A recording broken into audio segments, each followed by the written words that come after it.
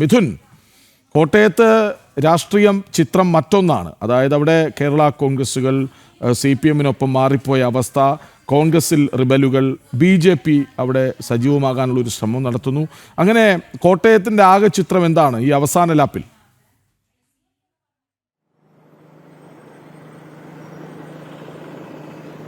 കൃഷ്ണരാജ്, കോട്ടയത്ത് ആകെ 71 ഗ്രാമപഞ്ചായത്തുകൾ, 11 ബ്ലോക്ക് പഞ്ചായത്തുകൾ, 22 ജില്ലാ പഞ്ചായത്തുകൾ, 6 മുനിസിപ്പാലിറ്റികൾ. ഇതിൽ ഭൂരിഭാഗവും ഈ കഴിഞ്ഞ 5 വർഷം ഭരണം കൈയാളിയത് ഇടതുപക്ഷമാണ്. കാര്യമായ പുരോഗതിയൊന്നും ഈ വികസിത കാര്യങ്ങളിലൊന്നും കൊണ്ടുവരാൻ ഇടതുപക്ഷത്തിന് ഭരണത്തിന് സാധിച്ചിട്ടില്ല എന്നത് മുൻനിർത്തിക്കൊണ്ട് NDA പ്രചാരണം നടത്തുന്നു. ഇടതും വലതും മാറി മാറി കോട്ടയത്ത് ഭരണം കൈയാളിയപ്പോഴും കോട്ടയം വികസന മുരടിപ്പിലേക്ക് പോയി എന്നുള്ളതാണ് NDA ക്യാമ്പ് പ്രധാനമായും ചൂണ്ടിക്കാണിച്ചുകൊണ്ട് ജനങ്ങൾക്ക് മുന്നിലേക്ക് വോട്ട് അഭ്യർത്ഥിക്കുകയും ചെയ്തത്. കോട്ടയത്തെ NDA ക്യാമ്പിലാണ് ഞാനുള്ളത്. BJP പ്രതിനിധികൾ അവസാനവട്ട തെരഞ്ഞെടുപ്പ് പ്രചാരണവുമായി മുന്നിട്ട് ഇറങ്ങുന്നു. പരമാവധി ആളുകളെ നേരിട്ട് കണ്ടുകൊണ്ടുള്ള ഒരു നിശബ്ദ പ്രചാരണത്തിലേക്ക് കടക്കുന്നതിന് മുൻപുള്ള പ്രചാരണ ഘട്ടത്തിലേക്കാണ് NDA ക്യാമ്പ് പോയിക്കൊണ്ടിരിക്കുന്നത്. ഇപ്പോൾ പാമ്പാടി ബ്ലോക്ക് മണർകാട് ഡിവിഷനിലെ NDA സ്ഥാനാർത്ഥി ഗോകുൽ സുരേഷ് നമ്മളോടൊപ്പം ചേരുന്നുണ്ട്. യുവ പ്രാതിനിധ്യം വളരെ ഉറപ്പാക്കിക്കൊണ്ടുള്ള ഒരു തെരഞ്ഞെടുപ്പിനെയാണ് BJP ഇത്തവണ നേരിടുന്നത്. അതുകൊണ്ട് തന്നെ യുവാക്കൾക്ക് കൂടുതൽ പ്രാധാന്യം നൽകുന്നു. കോട്ടയത്തെ തന്നെ ഒരു യുവ സ്ഥാനാർത്ഥിയായിട്ടുള്ള ഗോകുൽ അവസാനവട്ട തെരഞ്ഞെടുപ്പ് പ്രചാരണവുമായി മുന്നിട്ടിറങ്ങുമ്പോൾ എങ്ങനെയുണ്ട് ആളുകളിൽ നിന്ന് ലഭിക്കുന്ന ആ ഒരു പിന്തുണ BJPക്ക്? നല്ല സ്വീകാര്യതയാണ് NDAക്ക് കിട്ടിക്കൊണ്ടിരിക്കുന്നത്. നമുക്ക് വീടുകൾ കയറുമ്പോൾ തന്നെ നമുക്കത് മനസ്സിലാവുന്നുണ്ട്. ജനങ്ങൾ നമ്മളെ സ്വീകരിക്കുന്നത്, ഒരു മാറ്റം അവർ ആഗ്രഹിക്കുന്നു. ഇടതും വലതും കോട്ടയത്തെ മാറി മാറി ഭരിച്ചിട്ടും എങ്ങും എത്താത്ത വികസനങ്ങൾ അത് BJP കൊണ്ടുവരുമെന്നാണ് അവർ മനസ്സിലാക്കിയിരിക്കുന്നത്. കേരള കോൺഗ്രസ് രാഷ്ട്രീയമാണ് കോട്ടയം രാഷ്ട്രീയത്തെ പറ്റി പറയുന്നത്. കേരള കോൺഗ്രസിന്റെ ഈറ്റില്ലമാണെന്ന് വിശേഷിപ്പിക്കപ്പെടുന്നു. ഇത്തവണത്തെ ഈ തെരഞ്ഞെടുപ്പോട് കൂടി കേരള കോൺഗ്രസ് രാഷ്ട്രീയത്തിൽ എന്ത് മാറ്റം ഉണ്ടാകുമെന്നാണ് BJP പ്രതീക്ഷിക്കുന്നത്? കാരണം ഇടതിനോടൊപ്പം ഈ കഴിഞ്ഞ തവണ ചേർന്നു. അതിന് മുൻപ് വലതുപക്ഷത്തോട് UDF-നോടൊപ്പമായിരുന്നു.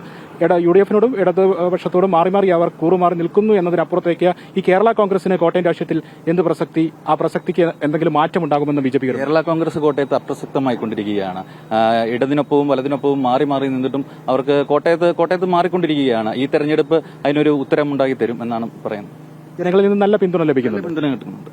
കിഴക്കൻ മേഖലയിലെല്ലാം BJPയെ ഏറ്റെടുത്തു കഴിഞ്ഞു ജനങ്ങൾ. കിഴക്കൻ മേഖല എന്ന് പറയുമ്പോൾ അത് ക്രിസ്ത്യൻ ഭൂരിപക്ഷ മേഖലയാണ്. ആ മേഖലകളിൽ നിന്ന് ലഭിക്കുന്ന പിന്തുണ എത്രത്തോളം ഉണ്ടെന്നാണ് BJP നേതൃത്വം? ക്രിസ്ത്യൻ സമൂഹം നമ്മളെ ഏറ്റെടുത്തു, BJP ഏറ്റെടുത്തു. അത് മോദി സർക്കാർ ചെയ്ത വികസനങ്ങളും മോദിയോടുള്ള ഒരു താല്പര്യം ക്രിസ്ത്യൻ സമൂഹത്തിൽ നമുക്ക് കാണാൻ സാധിക്കും. വികസന മുരടിപ്പാണ് കോട്ടയം നഗരത്തെ വെറുതെ ഒന്ന് കണ്ണോടിച്ചാൽ നമുക്ക് പലയിടത്തുനിന്ന് കാണാൻ കഴിയുന്നത്. എന്താണ് NDA അല്ലെങ്കിൽ BJP ജനങ്ങൾക്ക് മുന്നിൽ ഇരു മുന്നണികൾക്ക് അപ്പുറത്തേക്ക് നൽകുന്ന ആ ഉറപ്പ് എന്താണ്? കോട്ടയത്തെ അമൃത് പദ്ധതിയിൽ ഉൾപ്പെടുത്തി കോട്ടയം നഗരത്തെ വികസിപ്പിക്കാനാണ് BJP ശ്രമിക്കുന്നത്. അതുപോലെ തന്നെ ജനങ്ങൾക്കിടയിലെത്തി അവരുടെ അഭിപ്രായം തേടി കോട്ടയത്തെ ഇതുവരെ ഇടതും വലതും മാറി മാറി ഭരിച്ചിട്ടും കോട്ടയം ഇങ്ങും വികസനത്തിന്റെ ഏറ്റവും താഴെത്തട്ടിലാണ് കോട്ടയം നിൽക്കുന്നത്. അതുകൊണ്ട് തന്നെ അമൃത് പദ്ധതി അതുപോലുള്ള കേന്ദ്ര പദ്ധതികൾ ഉൾപ്പെടുത്തി കോട്ടയത്തെ വികസനത്തിന്റെ മുന്നിലേക്ക് എത്തിക്കാൻ കോട്ടയത്തെ BJP ശ്രമിക്കും. BJPയുടെ സംഘടനാ നേതാക്കളും നമ്മളോടൊപ്പം ചേരുന്നുണ്ട്. എന്താണ് ഈ തെരഞ്ഞെടുപ്പിൽ കോട്ടയത്ത് സംഭവിക്കുന്ന മാറ്റമെന്ന്, രാഷ്ട്രീയ കാലാവസ്ഥാ മാറ്റമെന്ന് BJP പ്രതീക്ഷിക്കുന്നു? തീർച്ചയായിട്ടും മണർകാട് പഞ്ചായത്തിനെ സംബന്ധിച്ചിടത്തോളം ഈ പ്രാവശ്യത്തെ ഒരു ഭരണം നേടിയെടുക്കുവാൻ വേണ്ടിയാണ് ആഗ്രഹിച്ചിരിക്കുന്നത്. കാരണം 19 വാർഡിൽ 10 സീറ്റ് തീർച്ചയായിട്ടും കിട്ടും. അതിനുള്ള എല്ലാ പ്രവർത്തനങ്ങളും കാര്യങ്ങളും ആദ്യമേ തന്നെ ഞങ്ങൾ നടത്തിയിട്ടുണ്ട്. എല്ലാവിധ വിജയങ്ങളും ഈ 10ാം വാർഡിൽ കിട്ടുമെന്നാണ് പ്രതീക്ഷിക്കുന്നത്. ജനങ്ങളിൽ നിന്ന് ലഭിക്കുന്ന പിന്തുണ വളരെ വലുതാണെന്നാണ്. ജനങ്ങളിൽ നിന്ന് വലിയ പിന്തുണയാണ് കിട്ടുന്നത്. കാരണം എന്താണെന്ന് ചോദിച്ചു കഴിഞ്ഞാൽ കഴിഞ്ഞ LDF-ന്റെയും UDF-ന്റെയും ഈ മാറി മാറിയുള്ള ഭരണത്തിൽ പഞ്ചായത്തിൽ യാതൊരുവിധ വികസനങ്ങളും അവരെ കൊണ്ടുവരുവാൻ സാധിച്ചിട്ടില്ല. ഞങ്ങൾ പല വീടുകളിലും എല്ലാ വീടുകളിലും ഞങ്ങൾ കയറുമ്പോഴത്തേക്ക് അവർ ഞങ്ങളോട് തുറന്നവർ സംസാരിക്കുന്നുണ്ട്. കാരണം എന്താണെന്ന് ഞങ്ങൾ BJPയിലേക്ക് ചേരുവാൻ ആഗ്രഹിക്കുന്നു എന്നാണ്. അതുപോലെ തന്നെ ഒരു വർഷക്കാലത്തിനിടയ്ക്ക് മണർകാട് പഞ്ചായത്തിൽ LDF-ന്റെയും UDF-ന്റെയും 200-ൽ പരം ആൾക്കാർ ഞങ്ങളുടെ പാർട്ടിയിൽ ചേർന്നിട്ടുണ്ട്. അത് മീഡിയകളിൽ എല്ലാം വന്നിട്ടുള്ളതാണ്. മന്ത്രി വാസവൻ ഉൾപ്പെടുന്ന പ്രദേശം കോട്ടയം നഗരത്തോട് ചേർന്നാണ് വാസവന്റെ മണ്ഡലം. ഒപ്പം നേരത്തെ മന്ത്രിയായിരുന്ന തിരുവഞ്ചൂർ രാധാകൃഷ്ണന്റെ മണ്ഡലം ഉൾപ്പെടുന്നുണ്ട്. പക്ഷേ കാര്യമായ വികസന പുരോഗതികളൊന്നും കോട്ടയത്തില്ല എന്നുള്ളതാണ്. സംസ്ഥാനത്ത് തന്നെ ഏറ്റവും വികസന മുരടിപ്പ് വെറുതെ ഒന്ന് കണ്ണടിച്ചു നോക്കിയാൽ കോട്ടയം നഗരത്തിൽ കാണാനാകും. എന്താണ് അപ്പോൾ BJP ജനങ്ങൾക്ക് മുന്നിൽ വെക്കുന്ന ഉറപ്പ്? ഒരു തെരഞ്ഞെടുപ്പിനെ നേരിടുമ്പോൾ നിങ്ങൾ മുന്നോട്ട് വെക്കുന്ന ആത്മവിശ്വാസം? തീർച്ചയായിട്ടും BJP അധികാരത്തിൽ വരികയാണെങ്കിൽ തീർച്ചയായിട്ടും വികസന പരിപാടിയാണ് മെയിനായിട്ട് ഉദ്ദേശിച്ചിരിക്കുന്നത്. LDF-ന്റെയും UDF-ന്റെയും ഭരണകാലത്തെക്കാട്ടിലും ഏറ്റവും നല്ല വികസന പരിപാടി മാത്രമാണ് BJP ഉദ്ദേശിച്ചിരിക്കുന്നത്. NDA ക്യാമ്പ് ആത്മവിശ്വാസം പ്രകടിപ്പിക്കുന്നു. കോട്ടയത്തെ വികസന മുരടിപ്പാണ് പ്രധാനമായും NDA ചൂണ്ടിക്കാണിക്കുന്നത്. ഇടതും UDF-ഉം LDF-ഉം മാറി മാറി ഭരണം കൈയാളി. പക്ഷേ കാര്യമായ പുരോഗതിയൊന്നും കോട്ടയത്ത് ഉണ്ടായിട്ടില്ല. പല കാര്യങ്ങളിലും അടിസ്ഥാന സൗകര്യ വികസനമടക്കമുള്ള റോഡ് വികസനമടക്കമുള്ള താഴെത്തട്ടിലേക്ക് വികസനം എത്തിക്കുന്നതടക്കമുള്ള കാര്യങ്ങളിലെല്ലാം കോട്ടയത്ത് വികസന മുരടിപ്പ് നേരിടുന്നു. നേരത്തെ തിരുവഞ്ചൂർ രാധാകൃഷ്ണൻ മന്ത്രിയായി UDF-ൽ ഉണ്ടായിരുന്നു. കോട്ടയത്തെ പ്രതിനിധിയായിരുന്നു.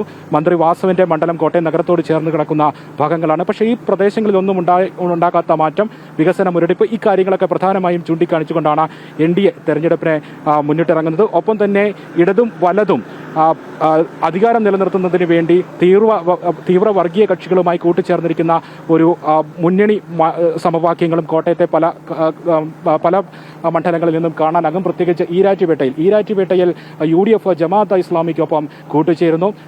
UDF ജമാഅത്ത് ഇസ്ലാമി മുന്നണി സമവാക്യത്തിൽ അവർ നേരിട്ട് പരസ്യ പിന്തുണ പ്രഖ്യാപിച്ചുകൊണ്ട് UDF-ന്റെ സ്ഥാനാർത്ഥി പരസ്യ പിന്തുണ പ്രഖ്യാപിച്ചുകൊണ്ട് മത്സരിക്കുന്നു. 2 ഇടങ്ങളിലാണ് ഈരാറ്റ് നഗരസഭയിൽ UDF-ഉം ജമാഅത്ത് ഇസ്ലാമിയും തമ്മിൽ ബന്ധം സ്ഥാപിച്ച് മത്സരിക്കുന്നു. ഒപ്പം തന്നെ ഇടതുപക്ഷവും LDF-ഉം PDP-യും തമ്മിൽ പരസ്യമായിട്ടുള്ള ഒരു സമവാക്യത്തിലേക്ക് എത്തിക്കൊണ്ട് ഈരാറ്റുപേട്ട നഗരസഭയിൽ മത്സരത്തിനിറങ്ങുന്നു. അങ്ങനെ അധികാരം നിലനിർത്തുന്നതിന് വേണ്ടി പരസ്യമായി തന്നെ വർഗീയ കക്ഷികളോട് കൂട്ടിച്ചേർന്ന ഒരു നിലപാട് കോട്ടയത്ത് ഇടതും വലതും UDF-ഉം LDF-ഉം ചേർന്ന് സ്വീകരിച്ചിരിക്കുന്നു എന്നുള്ളതാണ് കോട്ടയത്തെ രാഷ്ട്രീയത്തിൽ നിന്നും കാണാൻ കഴിയുന്നത്. ഒപ്പം തന്നെ കോട്ടയത്തിന്റെ കിഴക്കൻ മേഖലകളിൽ പൂഞ്ഞാറ്, തിടനാട് ഉൾപ്പെടെയുള്ള മേഖലകളിൽ ക്രിസ്ത്യൻ ഭൂരിപക്ഷം പ്രദേശങ്ങളിൽ വലിയ മാറ്റം ഇത്തവണ ഉണ്ടാക്കിയെടുക്കാൻ കഴിയുമെന്നുള്ള ഒരു ആത്മവിശ്വാസം BJP ക്യാമ്പ് പ്രകടമാക്കുന്നുണ്ട്. ക്രിസ്ത്യൻ ഭൂരിപക്ഷ മേഖലകളിൽ നിന്ന് വലിയ പിന്തുണ ലഭിക്കുന്നു എന്നുള്ളതാണ് BJP പ്രതിനിധികൾ ആത്മവിശ്വാസം പ്രകടമാക്കുന്നത്. അത് കേന്ദ്ര സർക്കാരിന്റെ വിവിധ പദ്ധതികൾ, അത് ജനങ്ങളിലേക്ക് എത്തിക്കുമ്പോൾ ലഭിക്കുന്ന സ്വീകാര്യത, ഈ കാര്യങ്ങളൊക്കെ മുൻനിർത്തിക്കൊണ്ട് BJP പ്രതിനിധികൾക്ക്, സ്ഥാനാർത്ഥികൾക്ക് ക്രിസ്ത്യൻ ഭൂരിപക്ഷ വിഭാഗങ്ങളുള്ള മേഖലകളിൽ നിന്ന്, കോട്ടയത്തിന്റെ കിഴക്കൻ മേഖലകളിൽ നിന്ന് വലിയ പിന്തുണ ലഭിക്കുന്നു എന്നുള്ള കാര്യം ചൂണ്ടിക്കാണിക്കുന്നു. ഇങ്ങനെ പല കാര്യങ്ങളിൽ BJP ക്യാമ്പ് ആത്മവിശ്വാസം പ്രകടിപ്പിച്ചുകൊണ്ടാണ് ഈ തെരഞ്ഞെടുപ്പിനെ കോട്ടയത്ത് മുന്നിട്ടിറങ്ങുന്നത്. കേരള കോൺഗ്രസ് രാഷ്ട്രീയത്തിന് മാറ്റമുണ്ടാകും. കേരള കോൺഗ്രസ് കോട്ടയം രാഷ്ട്രീയത്തിൽ നിന്ന് തന്നെ അപ്രസക്തമാകുമെന്ന് NDA ക്യാമ്പ് വിലയിരുത്തുന്നു. LDF-നോടും UDF-നോടും മാറി മാറി മുന്നണി കൂട്ടുചേരുന്നു എന്നതിനപ്പുറത്തേക്ക് കേരള കോൺഗ്രസ് രാഷ്ട്രീയത്തിന് കോട്ടയത്ത് കാര്യമായ പുരോഗതിയൊന്നും കൈവരിക്കാൻ അല്ലെങ്കിൽ മാറ്റം കൊണ്ടുവരാൻ സാധിക്കുന്നില്ല എന്നുള്ളതാണ് NDA ക്യാമ്പ് വിമർശനം ഉന്നയിക്കുന്നത്. കർഷകരുടെ പ്രശ്നങ്ങൾക്ക്, കോട്ടയത്തെ മലയോര കർഷകരുടെ പ്രശ്നങ്ങൾക്ക് പരിഹാരം കണ്ടെത്തുമെന്ന് കേരള കോൺഗ്രസ് മാണിയും PJ ജോസഫ് പക്ഷവും ഉറപ്പിച്ചു പറയുമ്പോൾ ഈ കാലങ്ങളിലൊന്നും അത്തരത്തിലുള്ള മാറ്റങ്ങൾ കൊണ്ടുവരാൻ സാധിച്ചിട്ടില്ല. കേന്ദ്ര സർക്കാരിന്റെ വിവിധ കാർഷിക പദ്ധതികളെല്ലാം സാധാരണ ജനങ്ങളിലേക്ക് എത്തിക്കാൻ NDAക്ക് കഴിയുന്നുണ്ട്. അതുകൊണ്ട് തന്നെ കോട്ടയത്തെ രാഷ്ട്രീയത്തിൽ കേരള കോൺഗ്രസ് രാഷ്ട്രീയ കാലാവസ്ഥാ മാറ്റം ഇത്തവണ പ്രകടമാകുമെന്നുള്ള കാര്യവും NDA ആത്മവിശ്വാസം പ്രകടമാക്കുന്നു. ഇങ്ങനെ പല കാര്യങ്ങളിൽ ഒപ്പം ചേർന്നത്.